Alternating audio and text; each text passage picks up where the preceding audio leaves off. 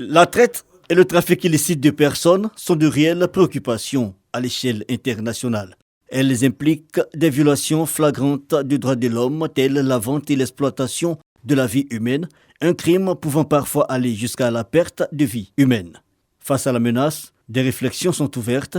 Il s'agit ici d'outiller les diplomates sur les questions de lutte contre la traite de personnes et le trafic illicite de migrants en Côte d'Ivoire. En termes d'efficacité, on peut mieux faire, ça c'est vrai, mais il était bon que nous qui sommes déjà aux avant-postes, nous sommes aussi outillés pour ne serait-ce qu'identifier les phénomènes, prendre en charge et puis veiller à ce que ces trafics-là prennent fin quand on sait quels sont les acteurs, les auteurs de ces trafics.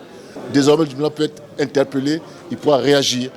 Un cas de trafic illicite, voilà qu'est-ce qu'il faut faire, comment le traiter et comment prendre les dispositions pour apporter une assistance à ce compatriote qui voit ses droits bafoués, je dirais. En maintenant 5 ans, nous avons, avec le ministère d'État et la Direction générale de la diaspora, pu assister plus de 10 000 Ivoiriens qui se sont trouvés en détresse, soit dans le Sahel, soit dans les pays du Maghreb.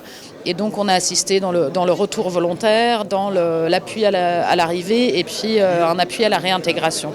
Une initiative du ministère d'État, ministère des Affaires étrangères, de l'intégration africaine et de la diaspora. Objectif, renforcer les capacités des diplomates ivoiriens sur la compréhension des enjeux politiques, économiques et sécuritaires de ces phénomènes sociaux. Notre pays n'échappe malheureusement pas aux ambitions malsaines des trafiquants et aux réseaux malveillants qui font de la traite des personnes et de la migration illégale un fonds de commerce honteux et aliénant.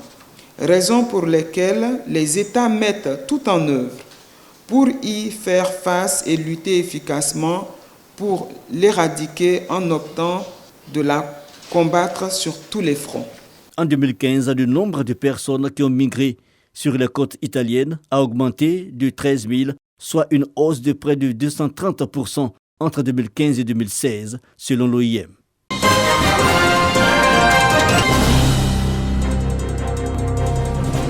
Promesse avait été faite par le maire de la commune de Madinani aux autorités sanitaires de la ville.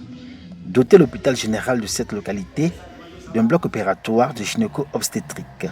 Un manque aujourd'hui comblé qui a fait l'objet de nombreux plaidoyers du personnel soignant de cet hôpital et dont les populations, la clientèle particulièrement, ont longtemps souffert. J'ai été victime d'une évacuation. On nous a dit comme ça que comme le manque de matériel ici, on nous a évacués directement sur le dîner. Maintenant qu'il y a le bloc, vraiment c'est un soulagement.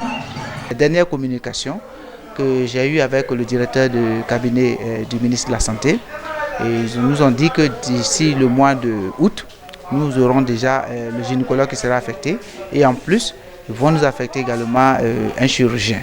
Le bloc opératoire de l'hôpital général de Madinani, un investissement de plus de 20 millions de francs CFA autorisé par l'ensemble des conseillers municipaux.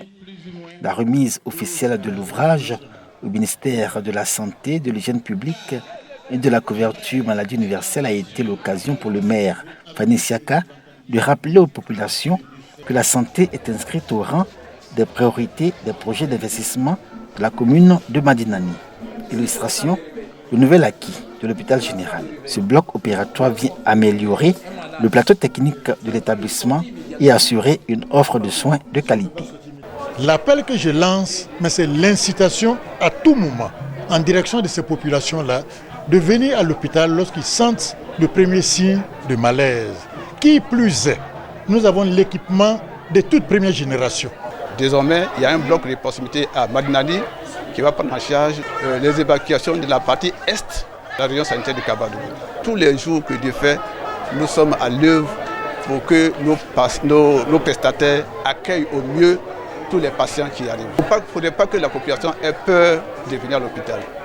En soutien à l'acte de la mairie de Madinani, l'État a financé la totalité de l'équipement du bloc opératoire à hauteur de 5 millions de francs CFA.